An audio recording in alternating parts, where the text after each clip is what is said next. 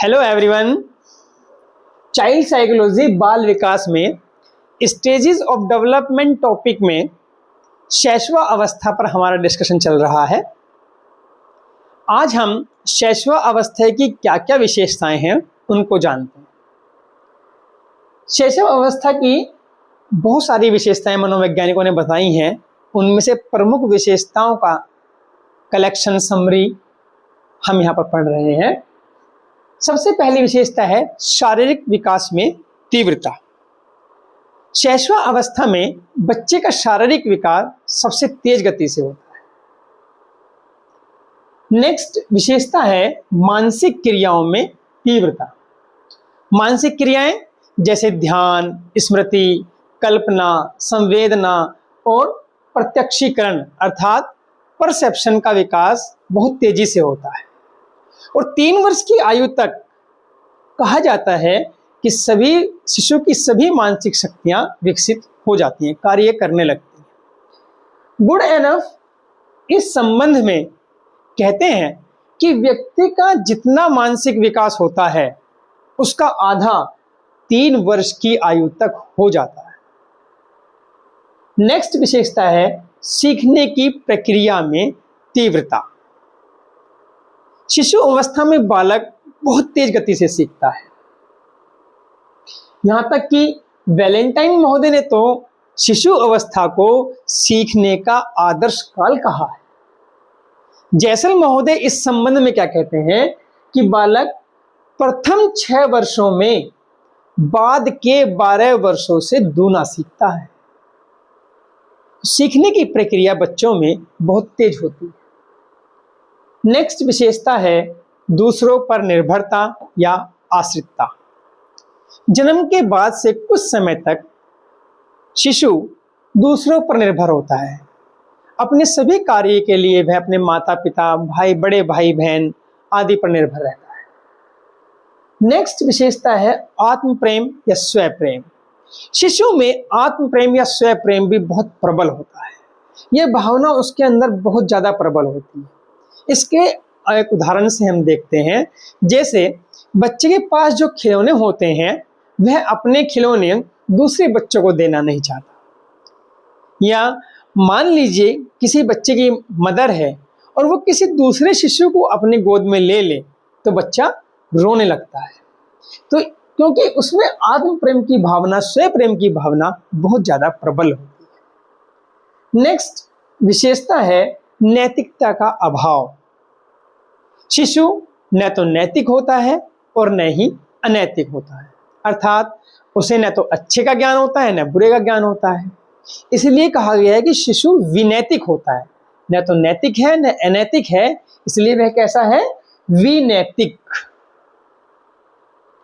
Next उसकी characteristic है शैशव अवस्था की मूल प्रवृत्तियों पर आधारित व्यवहार। शिशु का जो व्यवहार होता है वह मूल प्रवृत्तियों पर आधारित होता है। जैसे हम देखते हैं कि बच्चे चीजों को मुंह में देते हैं, गुस्सा आने पर तेज तेज चीखते हैं, तो ये सब व्यवहार उनकी मूल प्रवृत्तियों पर आधारित होता है। नेक्स्ट विशेषता है सामाजिक भावना का विकास।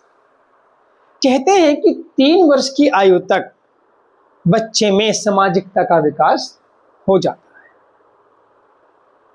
अगली विशेषता है कल्पना की प्रबलता।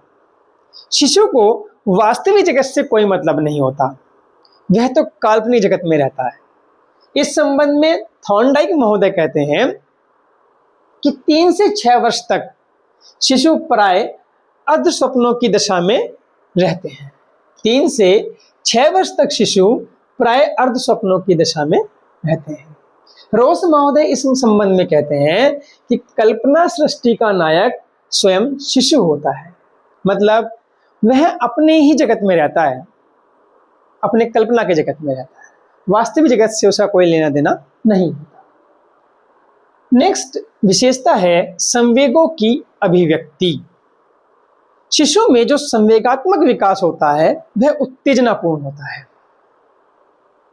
वाटसन कहते हैं कि नवजात शिशु में 3 मूल संवेग जो हैं उनका विकास होता है, और वे हैं भय, क्रोध और प्रेम। इस संबंध में ब्रिजेश महोदय ने अनेक प्रयोग किए और उनके आधार पर वो कहते हैं कि 2 वर्ष की आयु तक शिशु में लगभग सभी संवेगों का विकास हो जाता है। अगली विशेषता है अनुकरण द्वारा सीखना एवं दोहराने की प्रवृत्ति। इस प्रवृत्ति से शिशु सबसे ज्यादा सीखते हैं। छोटी उम्र यानी जो शैशवावस्था है, बच्चे इस विधि के द्वारा सबसे ज्यादा सीखते हैं। माता पिता भाई बहन का व्यवहार देखकर उसी तरह का व्यवहार करते हैं।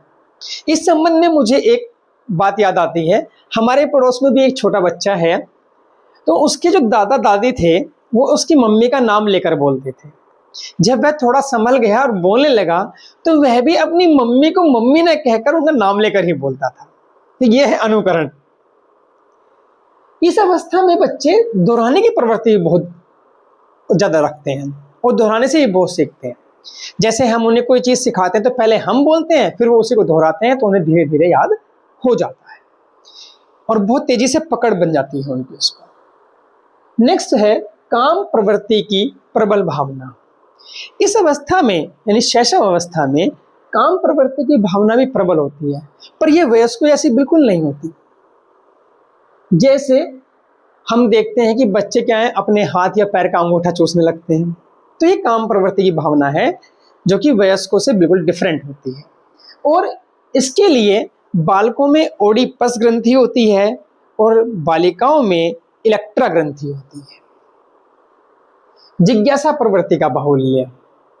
शिशु अवस्था में बच्चे बहुत जिज्ञासु होते हैं। आपने देखा होगा कि जब बच्चों को नया खिलौना मिलता है तो वो उसका ऑपरेशन कर देते हैं, यानी उसके पार्ट्स को अलग अलग कर देते हैं। यही उनकी जिज्ञासा प्रवृत्ति को प्रदर्शित करता है। इस प्रकार हमने शैशव अवस्था की प्रमुख विशेषताओं को पढ़ा और अंत में एक वेरी इंपॉर्टेंट पॉइंट कि शैशव अवस्था में शिशु डैश डैश डैश होता है। इन सब बातों को पढ़ने के बाद शायद आपको समझ में आ गया होगा या ध्यान में आ गया होगा कि शैशव अवस्था में शिशु कैसा होता है। शैशव अवस्था में शिशु अंतर्मुखी होता है। अंतर्मुखी